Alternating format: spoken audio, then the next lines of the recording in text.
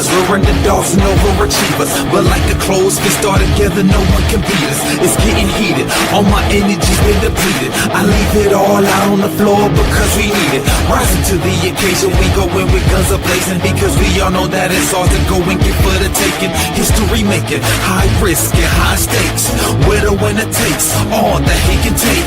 No breaks, we only go hard, no taking off. Either giving to the super the strong, never the soft, not taking a loss, because we only come to win. And right after this, we coming back to do it all again. We gonna make it, even though we had our back to the ground. Building back up and we gon' be around. Yeah, it took some time to figure it out. Somehow, it's like we gonna make it. What up, everybody? Welcome to another episode of Worldwide Laker Talk. You know, we had to hop on because, of course, the Lakers have some controversy in Lakerland mid-season. I guess it all started maybe about a week ago with Rich Paul, and we'll get into that too. But you have the information with Rich Paul, you know, talking about Austin Reeves should be traded, and now you have the article coming out talking about the rift between the Buss brothers and Jeanie Buss. Me and Quincy just wanted to get on and, you know, kind of go through it, get some of y'all thoughts on it as well, see how y'all feel about this whole thing. But let's start with the Buss family before we get to the Rich Paul stuff. What tell me, let's tell the people what's going on first, Quincy, and then tell me your thoughts. Well, there was an article, ESPN, I forgot his first name, last name Baxter, who got some sources about be honest, the majority of the article is about the dysfunction that led to the sale of the team between the older Buss siblings and the two younger Buss boys. And of course, the part that got the most attention is probably like the smallest piece. That's the part regarding LeBron and Jeanie's feelings about LeBron and things of that nature. So, I mean, yeah, so that's pretty much what's going on unless you're sleeping up under a rock. So how much of it do you think is true? How much you think of it is like exaggeration? Because I know some of the stuff they were talking about, like basically like her not liking LeBron and all that, but it seems like she's already come out to debunk that. Like, how much you think is sour grapes and them trying to just make her look bad at this point? Yeah, you know what? It was crazy. It's the moment I read the first paragraph, I said, this is Joey and Jesse. I didn't even finish. I already knew where this was coming. And, you know, Joey and Jesse felt like they were betrayed. The way how things are supposed to go is once Jeanie, well, how Dr. Buss envisioned it was Jim runs basketball operation, Jeanie runs the business side. We all know how that ended up. But then eventually, once Jeanie is done, the two younger Buss boys were supposed to, you know, take over from that point on. And Yeah. so the fact that they felt that they never got their opportunity, and just to put some context, the four older Buss kids have a different mother than Joey and Jesse. Right. So there's some little, based on the article, it seemed like a lot of tension there regarding that relationship dynamic regarding the Buss kids. I think the article said, I guess Jeanie told either Joey or Jesse that you shouldn't have even been born. And so that kind of goes, that kind of gives some context to base about, like, you know, I mean, according to the article, what those perceptions are regarding their relationship. So if you know anything about the Buss Trust, you'll know that they needed a majority vote to sell the team. The four older Buss kids voted to sell the team, and of course the two younger boys voted Didn't want to against say it. Yeah. And then Jeanie then fired him. When she fired him, was that November? Yeah. Yeah, she fired them in November, which I like the way how Joey ran the G League team, and I like the way how Jesse scouting department. I thought they did really well over the years. I mean, not every team gonna hit on every draft, but they really. I mean, it was Jesse who scouted Austin Reeves. Right. And they really hit on a couple of sleeper guys, Caruso and Zubac and a whole bunch of other guys that people had slept on that I thought his scouting department did really good. And then our G League is one of the best G leagues in the league. So Yeah, I so thought they many did. other teams have grabbed talent that's like starting on teams now from our G League. Yeah, yeah. Like, so I thought, but for whatever reason, Jeannie fired him, and so I'm kind of not surprised that they decided that they was going to go into Operation Sabotage because she's the only bus still connected, with the Yeah, Lakers. yeah, And so for them to sit back, see that, he don't name the sources, but if you read it, it's obviously, if you've been following Lakers basketball as long as I have, it's obviously you know who the sources are. right. Um, so of course, then Operation Sabotage. Regarding the LeBron stuff, now I mean honestly, I don't think Jeannie felt that way about LeBron. I think they probably feel that way about LeBron. Right. Uh, Or maybe there was even times when she felt that way in moments of frustration or trying to win a yeah, team. yeah, but as far as their relationship, I mean, go look at what's her profile picture of her IG. It's her hugging LeBron after the 2020 championship. And I think you, like I said earlier, you have always kind of stated like she will always kind of have a deep appreciation for LeBron because that's who brought her chip as the first female owner Yeah. in the Like NBA. I used to say, I said that is her Magic Johnson, right? Yeah, That is her first player to bring her a championship outside of her dad. Like that's the one yeah, who solidified her as an owner. And I think no matter what they go through, I think there always will be a special place with her personally because of that. Just like there was a special place with Kobe, like because people forget, there were times when Kobe asked for trades, Kobe was on random videos about the team, but that didn't change the affinity that the Buss family had for Kobe. I think yeah, the only person that really, really went to the doghouse with the Buss family was Shaq and Jerry West. yeah. Yeah, and I think with the Kobe thing, that was more targeted at Jim Yeah, than for sure. than it was at Dr. Buss or Jeannie. Um, what kind of I just watched a Rich Paul uh response, and what stood out to me, he was referring to. He said, he said actually the Lakers have treated him and LeBron great, but he said something about that relationships have built, and some people are jealous of those relationships, and they trying to poke holes in those relationships, but it's not gonna work. So obviously, Rich Paul know who this is coming from for him to make that statement. Yeah. Um, I thought that statement really stuck out. He talked about how people might be jealous of relationships that was built over time, and and people being manipulative and trying to poke holes in a relationship. And he's like, but it's not gonna work. You know, um, so that was clear. But you know what, man, it's everything else didn't surprise me.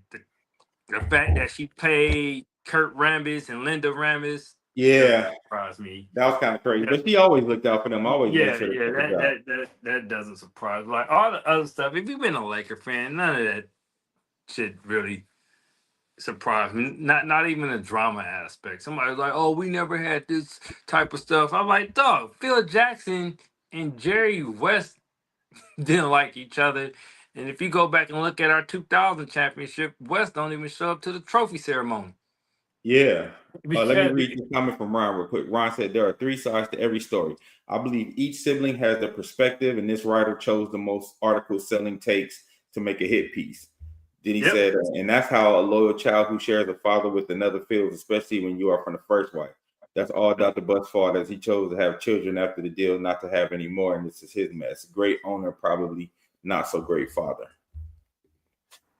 I mean, damn, Ron, but yeah, it was there's a lot of facts. But you know, and I think, as you said, as a Laker fan, this kind of been par for the course for us for years. Like, we're kind of used to this. We've kind of, you know what I'm saying? We kind of seen this happening. But what I've seen a little different this time, most times when there were the sibling rivalries, most times where there were the bickering going back and forth and all that stuff hits the press, most times I feel like people took Jeanie's side. And what I'm seeing for the first time, I feel like she might be losing some of her stature as the, you know, the main Laker, because I've seen people who are actually like against her and what she's doing and what she's done as an owner. So I was saying, Quincy, I think the thing I feel that's a little different this time is usually Laker fans have been riding with Jeanie when it came to the gym stuff, when it came to, you know, kicking them out. And this is the first time I'm seeing some pushback from Laker fans, like, you know, Jeanie may be messing up, or, you know, they're not on her side totally. Some people siding with the younger Buss brothers. What do you think of that? What do you think that is? Well, you know what? That I agree with that. I would feel the same way. When you feel the same way, it's supposed to be me and your turn when she decide that she don't want to do it anymore, and then they go and sell the team from right up under us. Yeah, yeah. I will. I'm not even gonna fake it. I'll be pissed. Right. You Right. know, and just think about it. We grew up. I'm talking about, like, you know, as me and you are brothers. Yeah. And we grew up as Laker fans, dog. This has been our lives. And then Yeah. our pops give us an opportunity to work for the organization, the team we grew up watching. And now you running the G League, and I'm running the scouting, and we in meetings about trades and drafts. So we think we fit to get our opportunity when our big sister decide that she don't want to do it anymore. It's gonna be our show, and she's like, nah. She Yeah. go to she go to her siblings, who they have the same mother, and then they vote against us, and we don't ever get our opportunity to. Yeah, hell yeah. I'm not saying they're wrong. I would definitely feel that way. So yeah, I think a lot of people see it from that way. But like I said, it's, you know, doesn't mean that the brothers can't be salty and just want to also, Yeah. you know, go Like, into two full things can set. be true at the same time. Yeah, and go into full sabotage mode on her too, because they know Mark Walters probably look at this like, you know what, this, you know, I know Jeannie, we agreed to a 5-year deal after this, but you know what, this might be too much for my brand, and also it's not a good look, as much people don't want to say it or admit it. LeBron came to the team when nobody wanted to. Right. We missed the playoffs 7 years in a row. We couldn't even get free agent visits. Nope. People wasn't trying to come visit us. We couldn't So get a Marcus Aldridge to do a visit. yeah. And so he come to the team, and then, I mean, AD doesn't become a Laker if LeBron ain't here. Yeah. And then, you know, he come to our team when probably at the lowest point in franchise history.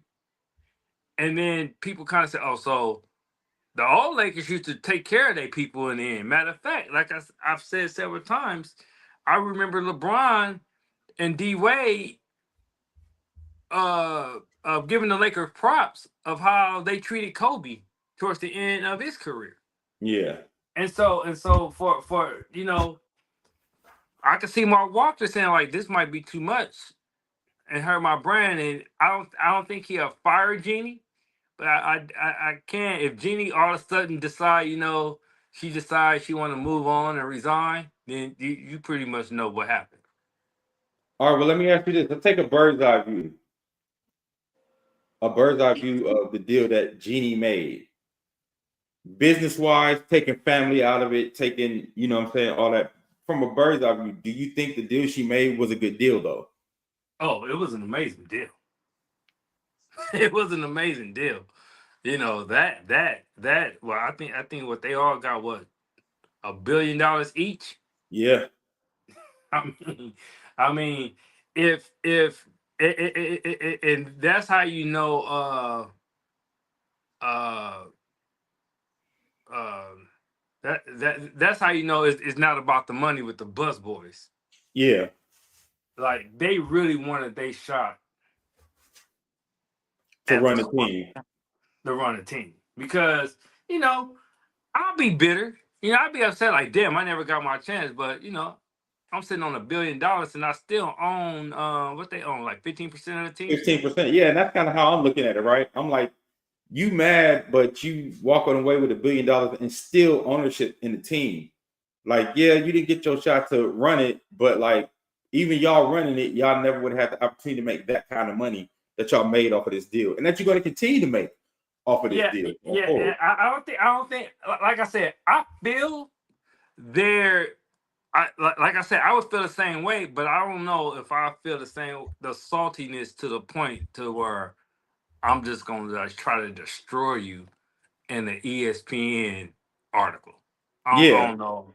I don't know if I go that far. Now, all the other stuff that might be added, because you know, you tell me I should have never been born, yeah, and and probably some other stuff Jeannie didn't say to them. You know, according to the article, and you add that, and then you know, you remember, and you gotta look at it like this. I sided with you when Jim tried to get you. I had yeah, your back. You yeah, needed my vote. yeah, So I could just on the deal alone, yeah, she set them up on an amazing deal. But if you just look from like the human side, I get it. But you know, in the end, you know, we didn't work we not raised as spoiled as bus kids either. So we yeah. taking our $1 billion and our 15%, and we just gonna enjoy our Laker games for life, you know, Right. and probably start some type of other investments, you know. But I can see if you grew up in their environment, and you backed her when Johnny and Jim was taking her to court and she needed our vote, and we backed her, and we, you know what, and then you turn around and do this to me. I get it, but I don't know if I go to the extent of like, you know what, I'm just gonna just sabotage you and just try to just ruin you at this point. Yeah. So, was there anything else that you want to talk about on this particular subject about the brothers? About Nah. I mean that's it. You know, I think like I told somebody, when Austin Reeves come back, ain't nobody talking about this except people that hate LeBron. You know, they gon' this yeah. fed they confirmation bias like a Jaws movie. So, speaking of LeBron, his agent Rich Paul has a podcast with Max Kellerman, and on this podcast with Max Kellerman, they were talking about, you know, what the Lakers should do moving forward, and he made a suggestion, said, you know, I think they should go after somebody like Jaren Jackson from the Memphis Grizzlies because he doesn't want to do a rebuild. And then so Max Kellerman said, okay, well, what does that look like? What package would you put together? And that's when he said, well, I think if you want to do the right thing, because Austin wants to get paid and the Lakers need to, you know, move forward and build around Luka, I say we would do a package around Austin Reeves and some draft picks to get Jaren Jackson in. So that caused the whole hullabaloo. A lot of people didn't like that. He, as an agent, was talking about this. What were your thoughts on it? I I thought it like was it personally. I thought it was unprofessional and trash. I think Rich Paul needs to decide: do you want to be an agent or do you want to be a podcaster? Because you can't make those type of statements, and you have probably the most popular player on the same team as in the league as Austin Reeves. Right, You got other clients on that team, and then you have a lot of cachet and power throughout the league. So when you make those type of statements, people will take heed of that. And then also, if I'm Austin Reed's agent, don't talk. You affecting my client's bag right. by doing that. If Austin Reeves get traded, he loses his bird rights. Yeah, So you affecting my client's bag. So I thought that was weak of Rich Paul. And I To think there's even a way he could have did it without being so specific. Like he could have just said, "Look, we do a trade with player A and 2 draft picks." You know what I'm saying? And we probably would have known what he was talking about. But yeah, if it was non-specific, I think he could have got away with it because there's a lot of times they talk about potential trades and stuff like that where you don't yeah. name specific players. I think that's to me that's where he messed up. I think he could have done a better job of Yeah, not talking definitely. specifics. The Lakers need to try to get a big, like, you know, Jaren Jackson, somebody who's young, flexible, play defense. A player like that would really help the roster without even mentioning about giving up nobody else. Although I disagree because I don't trust big men who don't rebound. And Austin Reeves averaged just as many rebounds as Jaren Jackson. Right. So the last thing we need is a big man that average 5 rebounds a game. Right. But yeah, I didn't like the moment I heard. I was like, oh, I don't like this. Well, because it also But could be seen as collusion, right? Because like you said, with all the things that he has going on in the league, all the players he have, how impressionable he is, that could be used as a maneuver when it comes to behind the scenes stuff with him doing like that. You know what I mean? yeah, Because now they can like trade off of what he's saying. Let's read yeah, this comment from Jonathan Taylor. What up, Jonathan? I think it's time for the Mark Walters regime to begin. LeBron needs to have the same send off like Kobe did. I think the organization owes him for that. Mark Walters needs to remove Jeanie Buss. I know that part of her agreement is to be governor, but I think this is a huge distraction for the team. Honestly, I don't think you can keep her as governor. yeah. I mean, I can't. I mean, I like Jeannie, but I could see why you feel that way. Yeah. And Also it could be, whenever LeBron leaves, I think Jeannie should leave. I think it'd be time for a full fresh start. You know what I mean? yeah, Let the Mark Walters regime really start the Luka era once yeah. LeBron is gone. Because you remember that was the conversation that she had with Kobe when she discussed with Kobe, and this according to her, about wanting LeBron, and Kobe was the one that told her, well, if you want him, he ain't coming here while Jim running the show. Yeah, You're gonna have to take over. yeah. And He and said so, his actually to quote, he said, "You got to clean up all this bullshit in your house before LeBron's gonna come." yeah, he's not coming here with all the bullshit. And so obviously she's been that LeBron was her baby as far as bringing him and getting him to the Lakers. So yeah, I think it would be fitting that after they send LeBron off, and I do agree LeBron should get a nice send off. He's been in the league, hell, damn near a quarter of a century. Yeah, And has stayed at playing at a pretty high damn level, better than anybody I've seen in their 40s. yeah, And so yeah, send them off, do the right thing to do, send them off nicely. And then yeah, I do agree that it would be nice for her to walk away when LeBron walk away.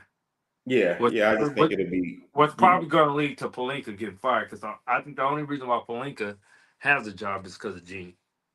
yeah. And you made a good statement too in regards to Pelinka, and because I actually agree with you wholeheartedly, 100%. You said I think Pelinka does a good job targeting stars and getting the big names in, but he does not do a good job building teams around those No. names. He does not know how to put the ancillary pieces needed around to make sure that those people are successful. Like I think he did a decent job this summer because we said, he could try to get somebody like Marcus Smart. He got Marcus Smart to try to get somebody like Ayton.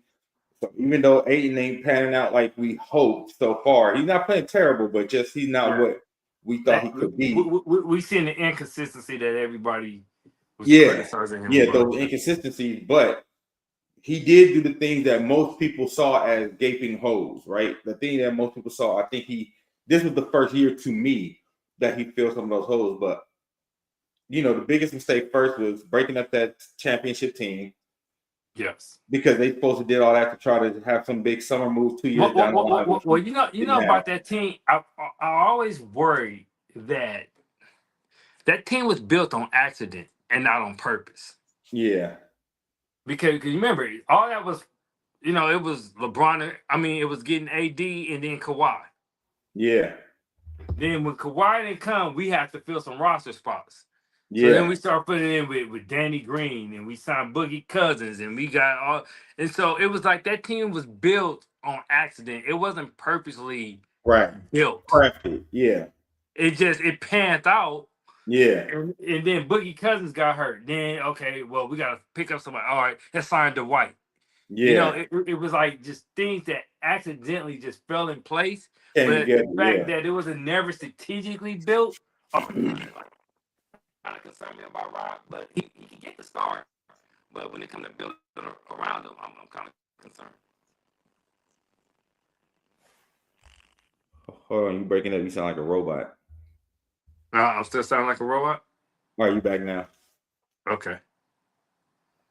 So, But you're right. So, like most, I seen Dwight Howard on interviews. I seen Danny Green on interviews, basically talking about how like we should have had the chance to run it back, and there was no reason for us to not be able to run it back because our contract wasn't big, wasn't crazy. They had after that they went to the failed Westbrook. Like after that, I feel like they just started making fledgling moves. Yeah. What pissed and then we start. First of all, you remember it was a quick turnaround because of the whole bubble situation. So Yeah, the season ended in October, and then it started back up in December. Why would you break up that team and think you could have built another team in 6 weeks? I never understood that. Yeah, me Just neither. keep that same team together.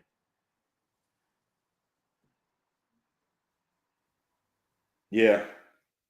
And then it's like we became reactive.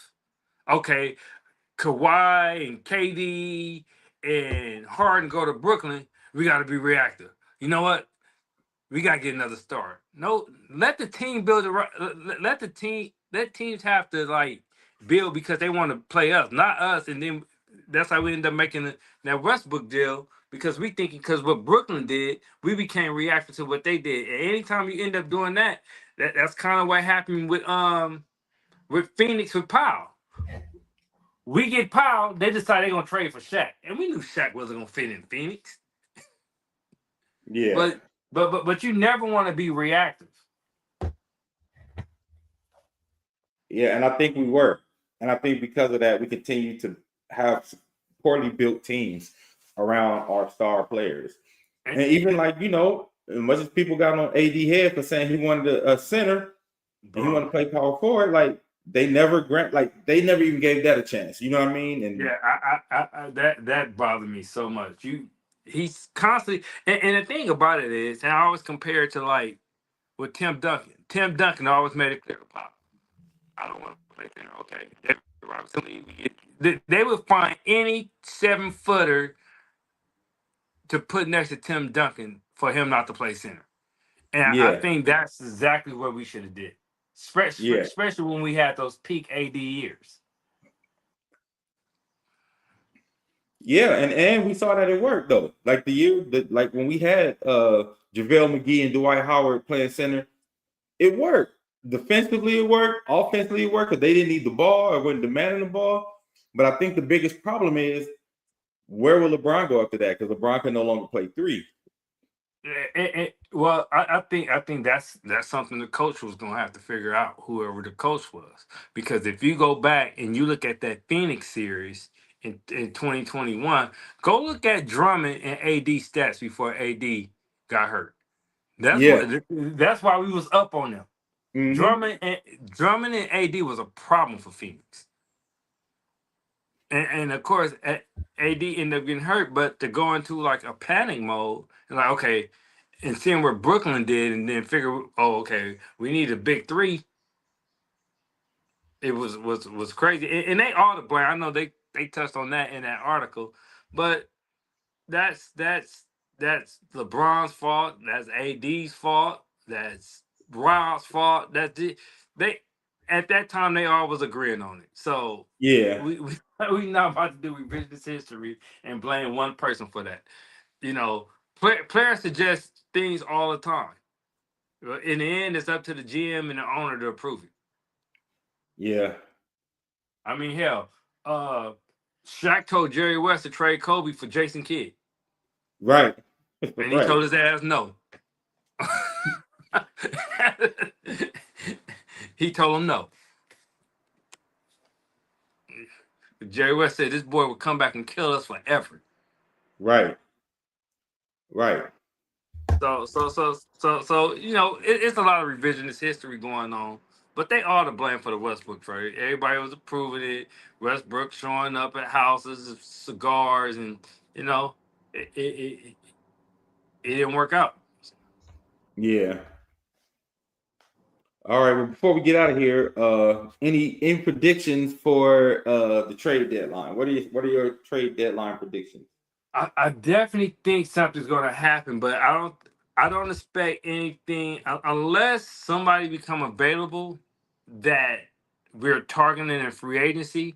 Because it seemed like Rob want to go into free agency with the 3 first-round picks and the $60 million in cap space, which I don't have any problem with. That's why when people say we should trade LeBron, I say absolutely not, because you're gonna have to take in contracts that's gonna impact our summer. And I think with the whole Luka Austin Reeves dynamic, they got to figure out, is that something they want to continue to build forward around, or with you want as much flexibility. So I expect I expect maybe somebody like Rui to to get traded, but I don't, like I said, unless a target that we have this summer become available. I don't really see like a major big trade, but hey, who the hell knows? Because I never thought I'd look at my phone and saw that we was trading for Luka. Right. Right. so, so I still can't believe that happened. So, you know, but I definitely think we need another defensive wing.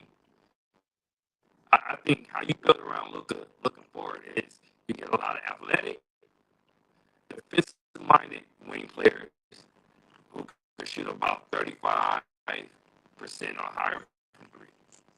But you So you gotta said. have one other creator because you don't want them to burn out. And so, So you think we should trade for an athletic wing? I'm just transferring because I don't think people can hear you. Athletic wing that can shoot like 35, 37% from three. That's what you said, right? yeah, Okay. yeah. I don't know what's going on. It's like switching. You like start sounding like RoboCop, man, and then you go back to Yeah, normal. okay, you better now. Okay. I think that so a wing between 6'7", 6'9", defensive minded. Uh, you know, I would love Wiggins. Wiggins would be a great fit, Right. but you know, Pat Riley, unless he giving us a point guard that's gonna play good on their team, but not on our team, like Nunn and Benson. You know, they ain't trying to give us nothing, and Right. you know, but yeah, I think unless it's somebody, you ain't gonna see a big trade unless it's somebody we was gonna already try to sign in the summer. Yeah. Because it's not like that, then there's no point bringing in somebody who has like a 2 or 3 year deal, and that impacts your money or what you want to do this summer. Yeah. Okay. Cool. Well, thank y'all for joining us for today's Worldwide Electric Talk. We'll be back soon, maybe possibly for All-Star break. You know, we'll come back at the All-Star break, talk about where the team is, how we looking going forward.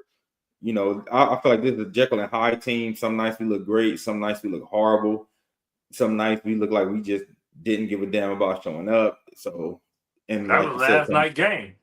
We gave up 71 points in the first half and 35 in the second half. yeah, Jekyll and Hyde in one game. Check it out. Yeah, we're a Jekyll and Hyde team, and you know, so I don't know how that's going to fare in the long run, but No. we'll see. Like I said, we'll come back before right before All-Star break and talk about, or maybe during All-Star break, and talk about where the team is in our eyes and what we feel like the rest of the season needs to look like in order for us to make any noise. All right, we thank y'all for joining us. We'll see y'all next time.